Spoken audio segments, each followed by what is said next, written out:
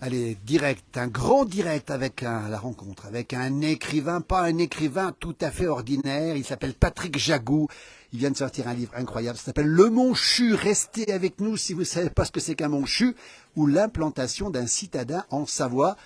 Patrick Jagou, bonjour. Bonjour Philippe, bonjour à tous. Alors, on est en direct de la maison de la presse, on va le préciser, des saisies, 1650 mètres, il pleut encore avant que la neige arrive.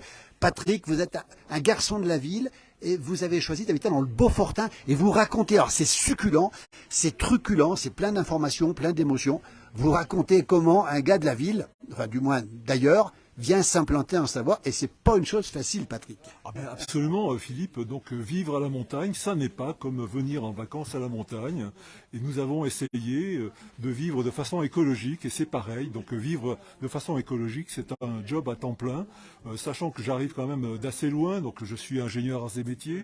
Et après avoir purgé une peine de 21 ans de travaux forcés en entreprise multinationale américaine, après avoir vécu 6 ans à Taïwan du fait de mon épouse, dont le métier est historienne en matière historienne concernant les pays d'Asie, j'y arriverai. Donc nous nous sommes installés ici en Beaufortin et bien évidemment, enfin, moi je suis d'origine paysanne, je suis né dans une ferme, la ferme de mes grands-parents, donc je suis né au cul des vaches comme beaucoup de gens du Beaufortin.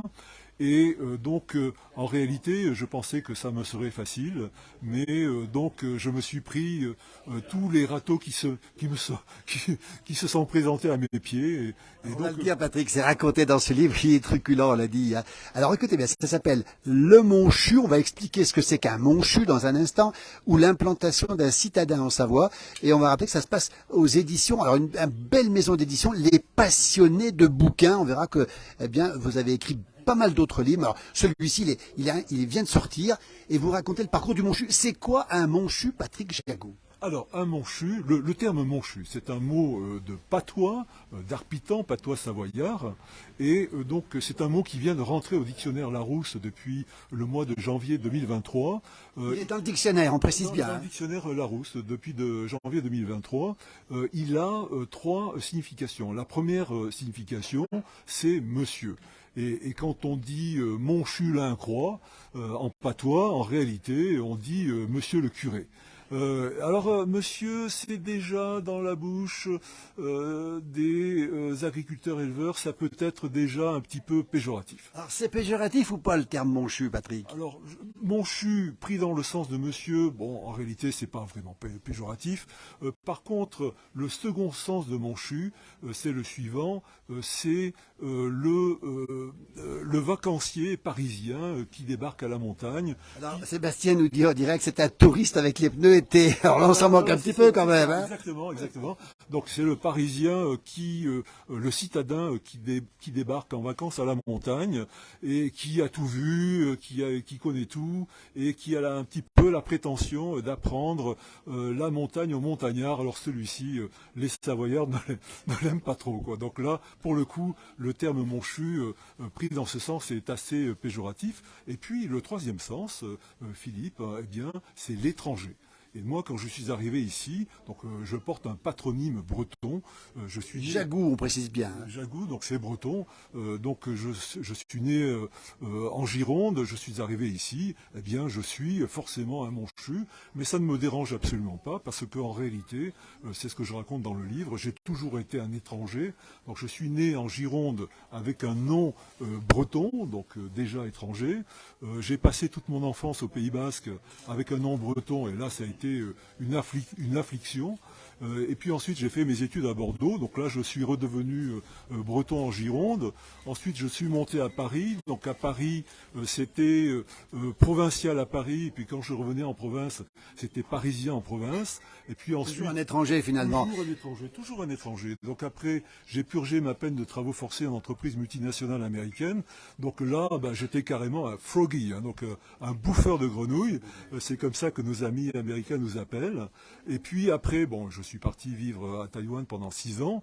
Là, par contre, c'était pas désagréable parce qu'il se trouve que nos amis taïwanais adorent les Français. Et les Taïwanais cultivés parlent tous français.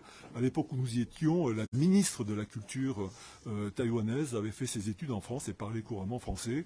Et puis en 2007, nous sommes rentrés en France et nous nous sommes installés en Savoie. Alors c'est là que les choses commencent, Patrick Jagou, on rappelle le Monchu, c'est vous dans l'histoire. Alors ça c'est extraordinaire. Alors on va pas tout raconter, mais il y a des thèmes truculents, croustillants que vous racontez.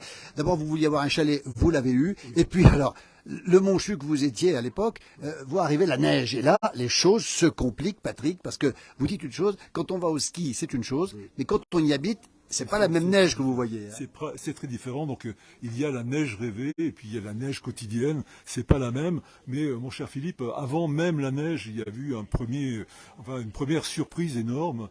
Et la surprise, c'était la chanson du Zing Zing.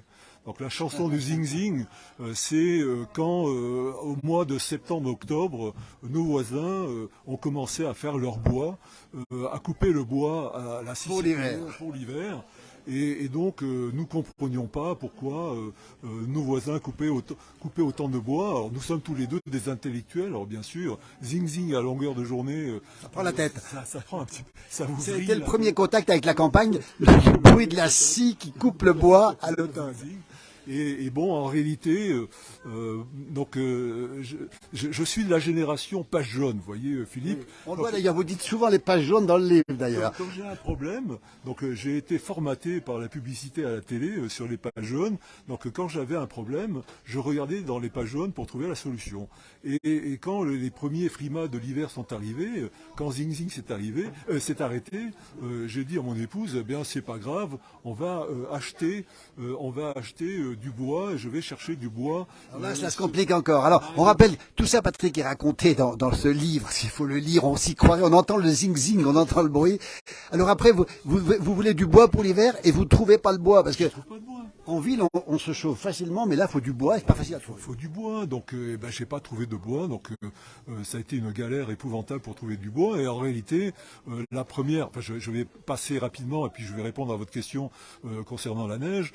Donc en réalité, le premier hiver, nous avons chauffé à l'électricité et brutalement, je me suis rendu compte que j'avais un nouvel ami qui était l'agent EDF, enfin le commercial de l'EDF, parce que quand j'ai reçu la première facture d'électricité, évidemment, l'électricité c'est très agréable, ça ne fait pas de poussière, ça donne une chaleur douce. Quand nous avons reçu la première facture d'électricité au bout de 6 mois, c'était une facture à 3 €. Et donc, d'un coup, j'ai eu chaud. Parce que c'est la montagne, il faut chauffer. Alors, il y a Chantal qui nous donne le bonjour des États-Unis.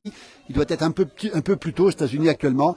Elle nous dit merci pour ces précisions. Alors, tout ça est raconté dans ce livre. Dans ce livre.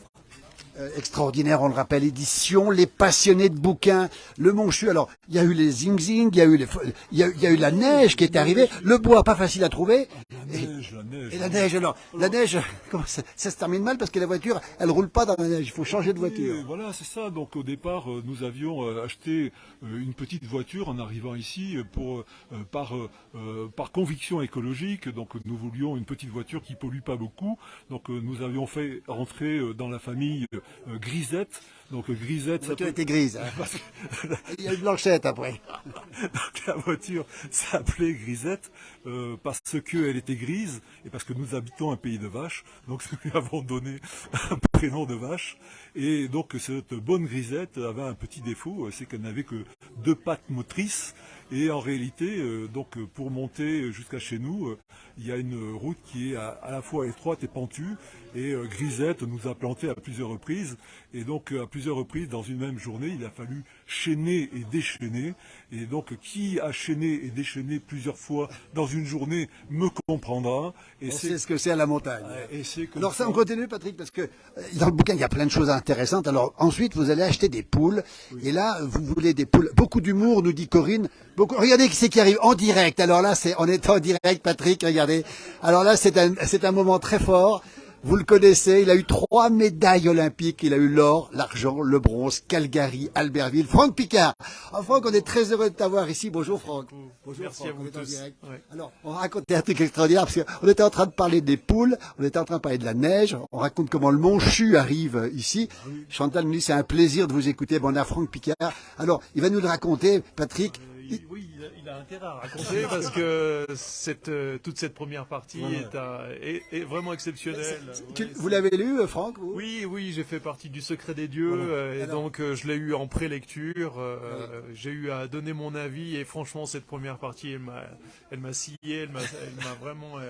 Alors, on a quelqu'un qui nous suit. Imaginez un Monchu et c'était vraiment toi. C'était toi. On a Guillaume de Hufredi, c'est l'éditeur Guillaume de Hufredi, on rappelle les passionnés de bouquins. Il est passionnant ce livre. Moi, je l'ai lu d'une traite et je me suis dit, mais j'imaginais pas que ça pouvait lui arriver autant de choses à un Monchu. C'est ça.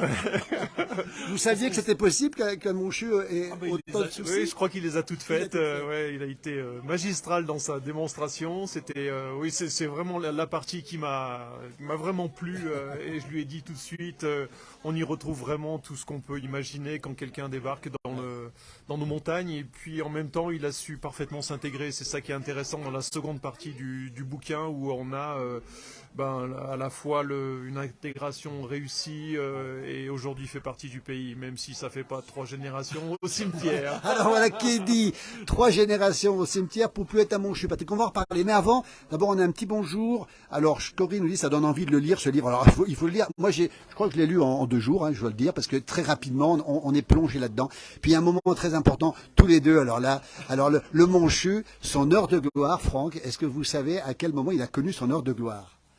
À votre avis? Je sais pas, mais bon, en tout cas, on a skié ensemble, il en parle, et en tout cas, c'était un bon souvenir pour moi aussi, et on a passé, Et ce qu'il n'a pas dit, c'est qu'il était complètement cuit après. Patrick Jagou skiait avec un triple médaillé olympique, champion olympique, Franck Piccard, que tout le monde entier connaît. Ça fait quoi de skier avec Franck Piccard? Alors écoutez, sincèrement Philippe, pour un amateur de ski, un amoureux du ski que je suis, comme beaucoup de gens qui viennent ici au Cési, sincèrement c'est le Graal. C'est-à-dire que quand j'étais gosse, je n'aurais jamais imaginé, quand je regardais, par exemple, comme nous d'ailleurs, les Jeux Olympiques de 68, Kili, les sœurs Guachel, etc. Quand j'étais gosse, je n'aurais jamais pu imaginer qu'un jour dans ma vie, je skierais avec un champion olympique. Alors, Franck, que tout le monde connaît ici, a eu la gentillesse de ne pas se moquer de moi. On a fait quelques descentes ensemble. Heureusement, la neige était très molle. Et puis il vous a attendu, c'est ce que j'ai cru comprendre. Mais ça, on ne dira pas tout. Pour moi, c'était vraiment un grand moment. Il y a eu plusieurs grands moments. Donc, évidemment, il y a le jour où on a skié ensemble, Franck. Mais il y a aussi un moment qui est pour moi extrêmement important. Donc, Franck l'a dit tout à l'heure.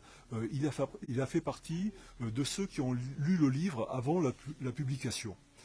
Parce que je voulais absolument m'assurer qu'un Savoyard pur jus lise ce livre pour être sûr. Est-ce qu'il a enlevé des choses, Franck? Alors ça, on est dans l'intimité du livre, le Monchu. Donc j'ai tenu compte. Absolument, oui. Et qui était importante. Mais donc nous faisons éditeur commun. Donc nous avons pour éditeur Guillaume de Hufredi. Les passionnés de bouquins, on va le rappeler. Allez voir sa collection. Et dans la collection, il y a justement ce livre qui est exceptionnel. Patrick Jagou, René Piccard raconte. Là aussi, quand René Piccard raconte, on voit les choses, on voit la neige qui tombe, on voit tout. Le livre du papa, René, c'est super réussite. Et là aussi, je lui ai déjà dit, mais on ressent au travers de la lecture de ce bouquin le parler de mon papa. On ressent ses émotions, on ressent tellement de choses que on a l'impression que c'est mon père qui l'a écrit et c'est tellement bien fait que on le retrouve quand il faisait ses conférences dans les résidences et c'est là-dessus que tu as été très très fort parce qu'on retrouve à la fois le côté très très franc-parler, très direct, très oral de mon papa, très conteur, et puis en même temps l'aspect très littéraire de ce qu'il est capable de dire. Et je trouve ça très très bien rassemblé dans son bouquin. Ouais. Allez, c'est aux éditions, on le rappelle, Les Passionnés de bouquins. Il y a René Picard raconte, il est encore en vente dans toutes les librairies, on peut le trouver partout. Et puis le dernier, c'est Le Monchu. Alors il y a Michel Berthaud qui nous dit « Amitié à vous trois », vous la connaissez peut-être Jean-Mi, c'est Jean-Michel. Michel avec un E, une dame. Alors peut-être que Peut-être, oui. elle est très heureuse de voir Franck Picard ici. Nous aussi, on est heureux. C'est le hasard qui fait que Franck est arrivé. Alors Franck, un mot quand même, Patrick, on va sur votre livre après. 2 livres aussi, parus aussi aux éditions Les Passionnés de bouquins, c'est ça? Oui, ça date un petit peu maintenant. Chronique. Les chroniques d'un champion olympique, paru en 2018-2021 pour le deuxième. Voilà, ce sont mes petites histoires, mes petites aventures de ski de fond, les petits souvenirs de ski alpin aussi. Et le regard sur la nature et l'écologie aussi. Absolument, le regard sur l'écologie avec des prises de position, avec voilà, des choses qui plaisent moins. C'est comme ça, je me dois d'être un électron libre et j'espère bien l'être encore longtemps, avoir cette liberté de parole pour qu'on soit capable de réagir par rapport à la fois au réchauffement climatique et puis à la surfréquentation en montagne. Donc il y a plein de choses encore à améliorer et j'espère être là pour faire bouger les choses. Eh bien, on va le retrouver, Franck Picard. Quelque chose me dit, il écrit fabuleusement bien. Alors, il écrit aussi bien qu'il skie, hein, c'est ça. Hein, donc, c'est vous dire le niveau d'écriture. Vraiment, Franck, pour moi, est le digne héritier de Roger Frison-Roche. Je ne plaisante pas. Hein. Je veux dire, il a une écriture qui est très appliquée. Franck écrit comme il skie. Et il recherche dans l'écriture ce qu'il a fait beaucoup dans le ski, à savoir la perfection du geste, la recherche du geste juste, la recherche du mot juste. Et moi, je suis vraiment très admiratif des 2 livres qu'il a écrits. Et donc, je voulais terminer mon propos par rapport à ce qu'on disait tout à l'heure. Franck a fait partie donc des personnes très peu nombreuses qui ont lu ce livre avant son édition. Donc son regard et sa lecture m'étaient extrêmement importantes parce que je voulais m'assurer que ce livre ne blesse pas les Savoyards. Je ne voulais pas en aucun cas blesser les gens. Et si Franck m'avait dit « ce livre blesse les gens », je prenais le livre, Philippe, et je le foutais à la poubelle. Je ne plaisante pas. Heureusement qu'il ne l'a pas fait parce que on rappelle le livre, on va le rappeler quand même parce que ça s'appelle Le Monchu, ou l'implantation d'un citadin en Savoie. C'est croustillant, c'est plein de choses intéressantes, marrantes. Mais Franck, merci beaucoup. Peut-être que Franck a des obligations parce que il est en pleine saison. On va payer encore beaucoup de monde dans la station, Franck. Alors, le 3... est sur la fin de saison. Oui. Après, c'est quand même une saison qui se termine, une très belle saison. Et beaucoup de neige annoncée dans les heures qui viennent, d'après ce qu'on a pu voir. Eh ben, tant mieux. Fermeture le 21 avril. On rappelle où on est. Maison de la presse, ici, au Saisie. Franck, une question tout à l'heure qui m'a été posée. Je vous la pose. Le prochain, parce que moi aussi je suis un fan de Franck aussi, et de Patrick d'ailleurs. Alors, le prochain ouvrage, quelque chose me dit qu'il va pas trop tarder. Ah, je sais pas qui vous le dit, mais... c'est moi, hein.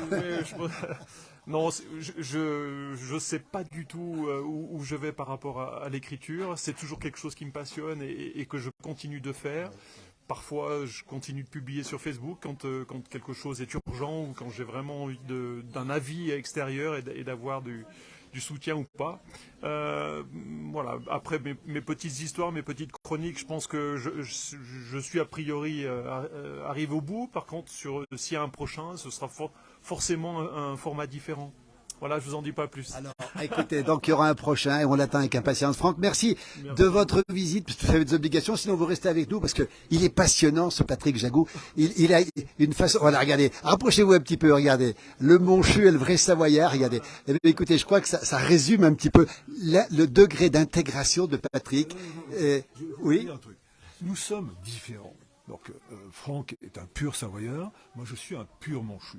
Et vous voyez, nous discutons avec le sourire, nous ne sommes pas obligés de nous invectiver, et donc les choses peuvent aussi bien se passer. Hein. Donc il n'y a pas d'embrouille entre nous. Non. Et donc. Non, mais c'est parce que tu es un tout petit peu Savoyard.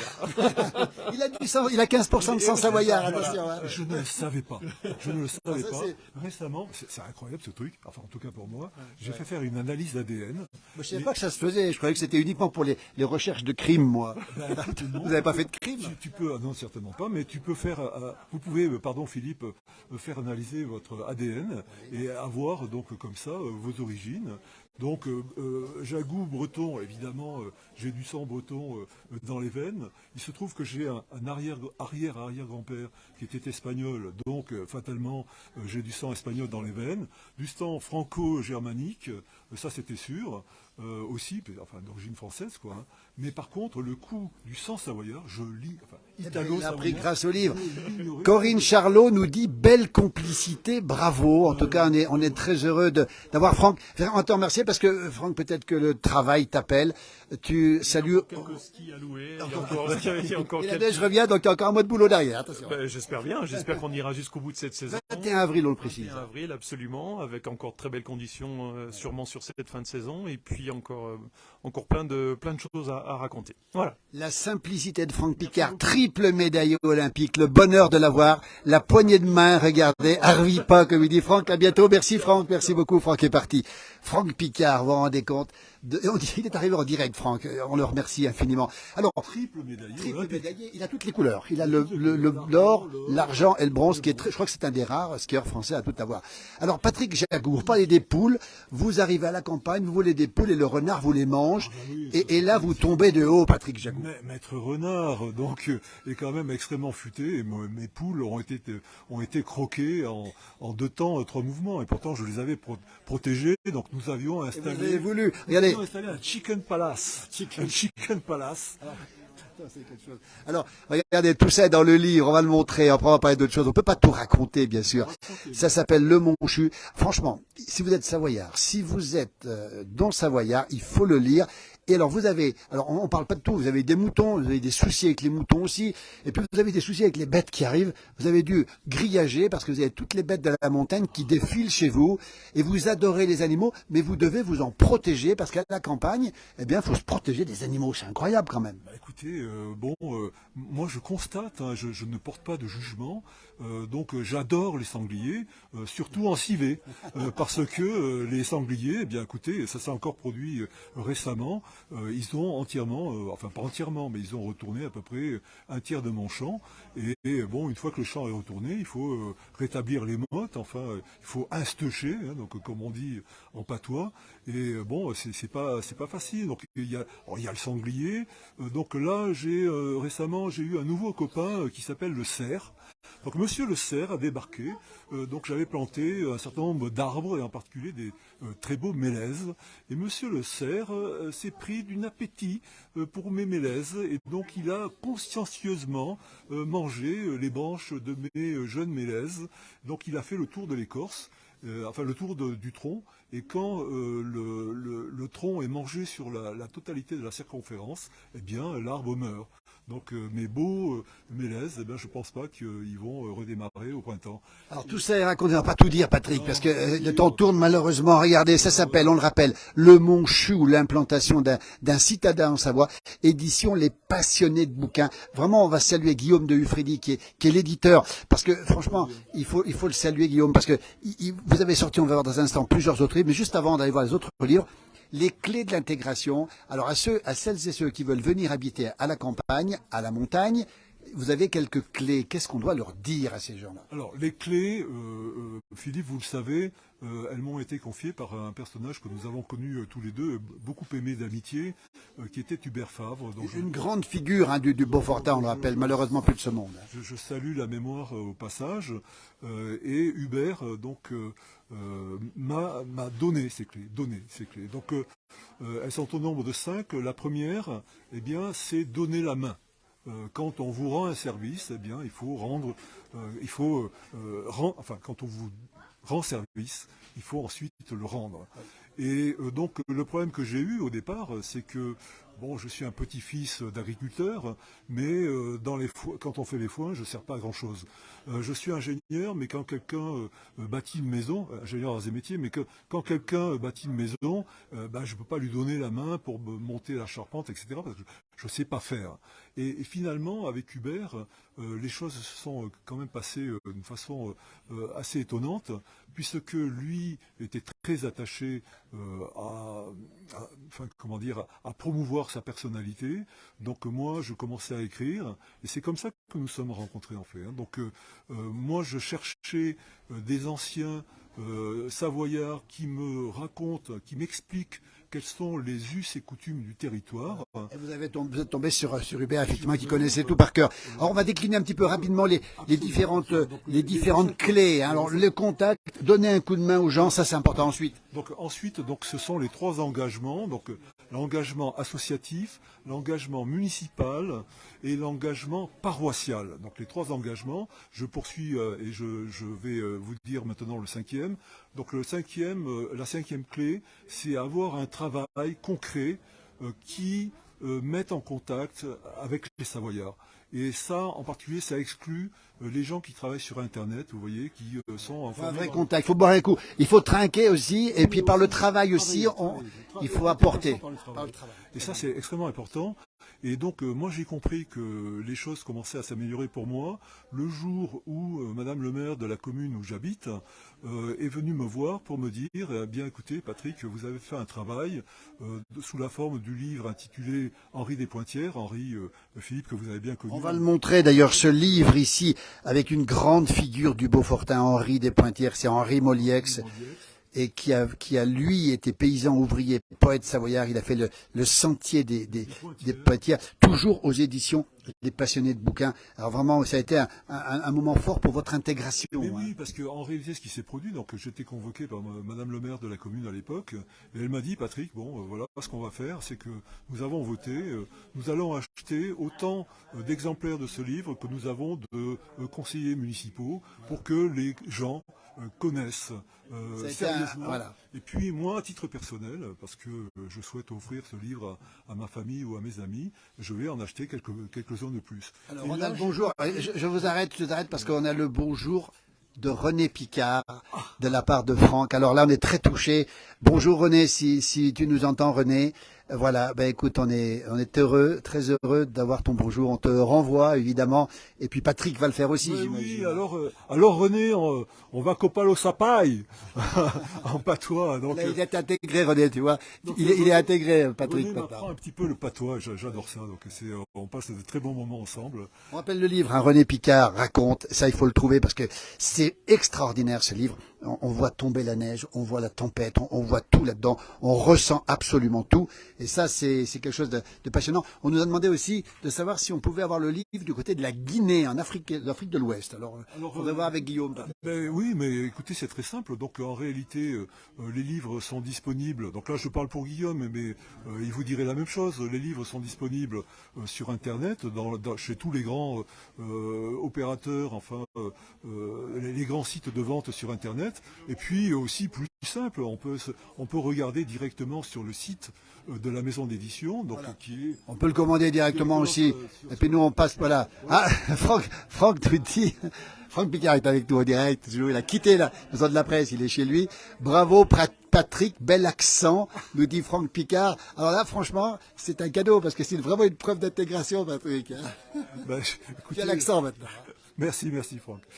On continue parce que les livres, on les a montrés. Il y a aussi une rencontre incroyable avec un personnage que j'ai connu, une personne, figure, un évêque, Monseigneur Marcel Perrier, évêque et poète, grande dame, personnage hors du commun, le berger des âmes. Et là aussi, ça facilite l'intégration quand vous parlez d'une telle figure. Écoutez, Philippe, donc Monseigneur Marcel Perrier, qui détestait qu'on l'appelle Monseigneur et qui souhaitait qu'on l'appelle Marcel.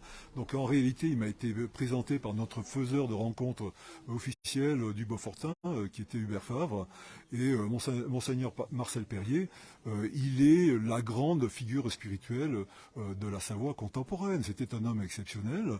Donc il connaissait les évangiles par cœur, et quand par cœur. Hein. Et quand il parlait, quand il discutait avec une personne et que cette personne lui exposait ses problèmes, il était capable, en temps réel, d'identifier dans les évangiles le passage des évangiles qui apportait une solution aux problèmes que la personne lui exposait. C'était extraordinaire. Et je dois quand même préciser que Marcel était un homme qui se moquait éperdument de l'argent, éperdument de la notoriété, éperdument du pouvoir. L'argent, Eh bien, ce prince de l'Église qu'il était, et qui a pris sa retraite à l'âge de 75 ans, vivait avec 750 € par mois, ce qui le plaçait royalement en dessous du seuil de pauvreté. Et les petites gens, ceux qu'on appelle les petites gens, et qui sont tout en réalité, qui forment un peuple, l'adoraient parce qu'il était l'un des leurs. Marcel vivait avec 750 € par mois. Alors on rappelle le titre, hein, ça s'appelle Le Berger des âmes, toujours édition Les Passionnés de bouquins. On l'écouterait des heures, Patrick Jacou. Moi, le conseil que je vous donne, c'est d'aller lire Le Monchu, parce qu'il faut le lire. Il se dévore, il raconte toutes ces petites misères, on n'a pas tout raconté. Il y a d'autres personnages importants que vous avez rencontrés. On pense à Michel Thiévan, qui était un grand écrivain engagé. On pense aussi à Maxence Fermine, qui a écrit Neige, on le rappelle, traduit en 18 langues, à des centaines de milliers d'exemplaires. Toutes ces rencontres vous ont repiqué, intégré en Savoie, Patrick? Bah oui, la rencontre avec Maxence Fermine, pour moi, elle était déterminante. Parce que D'autant plus que, j'interromps, mais c'est le seul, Maxence Fermine, qui vous a donné un coin à champignons. Ah, Patrick Jacou, quand on vous donne un coin à champignons, c'est plus que de la fortune. Hein. Alors là, on est bien d'accord. Alors, je suis le petit-fils d'un monsieur qui s'appelait Henri Rossignol et qui, dans notre pays d'origine, la Gironde, avait été sacré roi des chercheurs de champignons, et ça lui avait valu un article dans le journal local qui, en l'occurrence, était Sud-Ouest. Donc, arrivant ici, je me suis un petit peu intéressé aux champignons, et bon, rapidement, j'ai vu que les portes se fermaient très vite. Hein. Donc là, il n'y avait pas matière à discussion. Ceci étant, Maxence Fermine, effectivement, m'a dévoilé un coin à champignons, et je lui en suis très reconnaissant. Mais je lui suis encore plus reconnaissant de m'avoir aidé dans l'écriture de ce livre, en particulier dans la technique même d'écriture et dans la façon dont le livre est architecturé, et qui, là, pour le coup, lui doit beaucoup. Voilà pour... On va continuer, on va bientôt terminer, parce que dehors, on est à la maison de la presse des saisies, on a été reçus très sympathiquement par les patrons, qui s'appellent comment les patrons et patronnes ici? Donc Patricia May et Alexandre Lernon, mais qui peuvent nous rejoindre. Ils peuvent nous rejoindre, parce que franchement, Patrick Jacou, toutes les semaines, il dédicace, vous pouvez le retrouver ici. Allez, tiens, le patron, son prénom, c'est comment son prénom? Alexandre. Alexandre, depuis 17 ans, vous tenez la maison de la presse. Non, je ne sais pas, depuis 12 ans. Depuis, pardon, 12 ans, j'exagère un petit peu. Ça fait 17 ans que je suis là, j'ai travaillé avec les anciens patrons. Ah oui, voilà. Alors, regardez, donc la neige n'est pas encore arrivée, elle va pas tarder d'arriver dans cette maison de la presse où tout le monde passe, hein, et tout le monde passe vous voir, tout le monde vous connaît ici. Presque tout le monde, on va dire. Et vous recevez Patrick Jacou toutes les semaines, tous les vendredis. Tous les vendredis. L'été, l'hiver. L'été, l'hiver, toutes les saisons. Voilà. Alors, on va saluer la maison de la presse, les maisons de la presse, et puis les libraires qui font un gros travail de vente, justement, avec plein de... Regardez les livres qui sont ici. Quand il fait mauvais, on peut venir vous voir, et on a tout ce qu'il faut, parce que c'est important, les livres, on va le rappeler, la culture est importante, on en a parlé avec Patrick, justement. Merci à vous, en tout cas, c'est très sympa, en tout cas. Merci. Et bravo à la patronne aussi. Hein. Bravo. Elle est partie, la patronne. Alors, on est toujours au saisie en direct, maison de la presse. Alors, Patrick Jacou a sorti un livre, on a vu, celui-ci, il y a très peu de temps, et il a sorti une semaine après un autre livre. Ça s'appelle Voyage en Jagolie. Alors, pour les initiés, ils savent ce que c'est que la Jagolie. C'est le royaume de Jagolie avec la reine de Jagolie, la princesse de Jagolie. La reine sans couronne, précisons bien. C'est votre épouse. Un bonsoir de Fécamp, grand merci. Pourquoi ne pas partager des coins à champignons? Moi, je partage mes coins. Eh ben, Roger, il s'appelle Roger. Moi, je ne les partage pas, mes coins. C'est pas Claude. Je ne les partage pas encore, mais ça viendra. Alors, on va rappeler ce livre qui vient de sortir et qui est vendu ici aussi et ailleurs dans les librairies. Édition, alors, Livre du Monde, hein, c'est ça. Ce sont des poèmes. Vous êtes poète, Patrick Jacou. Alors écoutez, Philippe, en réalité, il y a deux personnages archétypaux qui sommeillent en moi, et c'est quelque chose que je ne fais pas exprès. Donc il y a l'ingénieur arts et métiers. Oui, donc là c'est la rigueur, hein, pas de poésie. Pour qui tout problème a une solution, chez qui les décisions sont motivées par la raison, qui croit en la loi des causes et des effets, qui était un type sérieux, peut-être un peu chiant, dirait ma femme, et qui arrive à l'heure au rendez-vous. Et puis il y a aussi un autre personnage que je ne maîtrise pas complètement, qui est le poète, qui lui est un petit peu fantaisiste, qui arrive en retard au rendez-vous, qui se trompe de jour.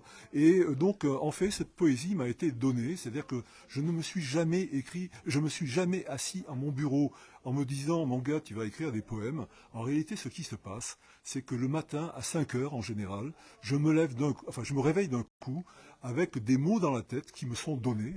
MOTS. Hein. MOTS, qui me sont donnés, et je fonce à mon bureau sur mon stylo pour écrire ça dans des cahiers d'écoliers. Et en réalité, quand on a regroupé tout ça, ça a donné ce recueil de poèmes. Alors je dois bien préciser qu'il n'a pas été publié aux éditions Les Passionnés de bouquins, pour la bonne et simple raison que Guillaume de Hufredi ne publie pas de poésie. Pas d'infidélité à Guillaume. Non. Donc, Alors, Marie-Noël nous dit, le week-end sera pluvieux, il y aura de la neige saisie, et donc c'est l'occasion de lire. On va rappeler que la lecture... Alors, il y a aussi un livre qui est assez étonnant, il s'appelle le Michong. Alors là, il y a le Monchu, mais le Michong, c'est pas tellement un nom de chez nous, où la métamorphose d'un cadre, vous racontez votre parcours, vous avez été donc ingénieur dans des multinationales, et puis tout d'un coup, vous avez dit, ça suffit, on arrête. Et le Michong, le Michong, c'est une petite bête, c'est ça hein? Alors le Michong, donc en réalité c'est un mot chinois dont j'ai découvert la signification à mes dépens quand nous sommes arrivés à Taïwan. Et quand nous sommes arrivés à Taïwan, assez rapidement, j'ai observé que les Taïwanais autour de nous me regardaient un peu de travers. Alors j'avais 46 ans, on me regarde de travers, j'ai une certaine expérience, je m'en fous. Moyennant quoi, ça a duré et ça a fini par me gêner. Donc j'ai demandé à mon épouse, alors il paraît, on m'a dit récemment, il faut pas dire mon épouse, c'est très moche, c'est très passé. Donc il faut dire la personne qui partage mes jours et mes nuits et qui est nommée reine de Jagoli, dite la reine sans couronne. Bon, je reviens à cette histoire de Michong. Donc on me regarde de travers, ça dure, et à un moment donné, j'ai dit à la reine de Jagoli de bien vouloir demander à nos voisins et à ses collègues de travail pourquoi on me regarde de travers. Et les gens, les Taïwanais, répondent de façon très directe. Ils répondent, on le regarde de travers parce que c'est un Michong. Question subsidiaire, c'est quoi un Michong? Un Michong, c'est un petit insecte long de 1 millimètre, nuisible, qui bouffe les récoltes de riz dans les silos. C'est pire que le Monchu. En France, on a le même, il s'appelle le charançon. C'est le même. Oui, c'est charançon. C'est le charançon. Donc ça, c'est le sens premier. Le sens second, c'est le monsieur qui vit au crochet de son épouse. Et ça, à Taïwan et dans l'espace chinois, c'est très mal vu. Et le sens troisième, c'est le parasite de la société. Alors Philippe, moi je veux bien être gentil avec tout le monde, mais j'arrive à Taïwan, on me traite de Michong, là je ne suis pas d'accord. Donc ce jour-là, j'ai pris une grande baffe dans la figure, et j'ai dit, puisque c'est comme ça, puisqu'on me traite de Michong, à partir d'aujourd'hui, plus jamais je ne travaille de ma vie, je fais ce que j'aime c'est écrire, et à partir de maintenant, eh bien, advienne que pourra, j'écris. Et c'est comme ça, en réalité, que j'ai changé de métier et que je suis devenu auteur. Eh ben, on sait quasiment tout sur Patrick Jagou. On sait son petit dernier, Le Monchu. Alors ça, je vous le conseille, Le Monchu, parce que vraiment, c'est le coup de cœur, parce que vous parlez justement de toutes les problématiques de relations ville-campagne, mais aussi de cette campagne qui est pas facile, avec peut-être l'absence de culture, l'absence de transport. Vous avez rêvé, vous avez dit, on prend plus de voiture. Et en fait, à la campagne, c'est obligatoire. Vous dites, je veux des poules, mais les renards les mangent. J'aime les animaux, mais finalement, faut que je me protège des animaux. Et donc c'est quand même finalement une expérience presque initiatique que vous avez vécue, le fait d'arriver à la campagne. Ça ouvre des horizons et ça pose des questions aussi. Hein. Mais oui, ce sont vraiment des questions auxquelles est confrontée la population savoyarde et la population montagnarde. Et campagnarde, on peut le dire. Campagnarde dans sa vie de tous les jours. Donc on peut parler des voitures, en réalité, on ne peut rien faire sans voiture. Donc à l'endroit où nous sommes installés, donc au départ, le TGV arrivait jusqu'à la gare d'Albertville. Aujourd'hui, il n'y arrive plus. Et donc pour aller prendre le TGV, on est obligé d'aller jusqu'à Chambéry, et même à Chambéry, eh bien, il y a des jours, il faut aller jusqu'à Lyon. Donc les transports, eh bien, c'est un vrai problème quotidien. Et nous pensions que nous allions nous déplacer en bicyclette comme nous le faisions à Taïwan, mais en réalité, quand on habite en haut d'un col comme est celui où nous habitons, eh bien, il faut des mollets d'acier. Et pour pouvoir y monter, en réalité, bien, le Tour de France y est passé. Donc c'était une étape du Tour de France. Alors vous imaginez, avec mes mollets de coq septagénaire, donc comment je peux monter ça? Alors, il y a l'affaire des déplacements, du transport, mais il y a aussi le désert médical. Donc, en réalité, à un moment quand nous sommes arrivés, nous avons demandé à la mairie de nous indiquer un médecin, et on nous a indiqué un médecin qui était vraiment très compétent, un médecin de famille tel qu'on les connaissait avant, qui venait chez nous, qui se déplaçait, etc. Et puis, malheureusement pour nous, et heureusement pour lui, ce médecin a pris sa retraite. Et alors après, il nous est arrivé quelque chose de terrible, c'est-à-dire que nous n'avons pas trouvé de médecin pendant plus d'un an. Donc il a fallu que ça soit un jeune gars qui s'est installé donc loin de chez nous, à 3/4 d'heure de voiture, qui nous accepte dans sa patientèle parce que nous n'arrivions pas à trouver un médecin pour nous soigner. Alors, tout ça est raconté, Patrick Jagou, parce que l'heure tourne et puis peut-être que la presse va fermer dans peu de temps. Patrick Jagou, tout ça dans ce livre. Alors, c'est très intéressant de voir ce regard sur la campagne. Alors Lily Rose de la Lozère nous dit c'est absolument ça la campagne.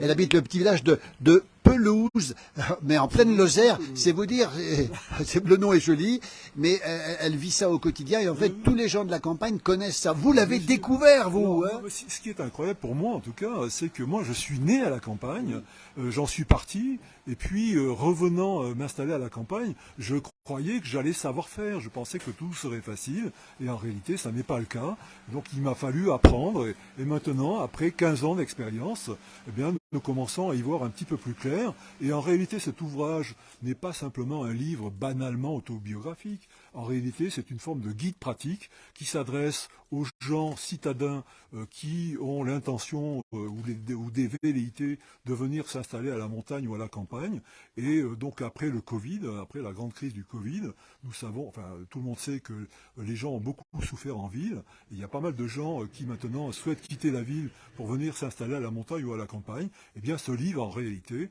c'est un guide pratique.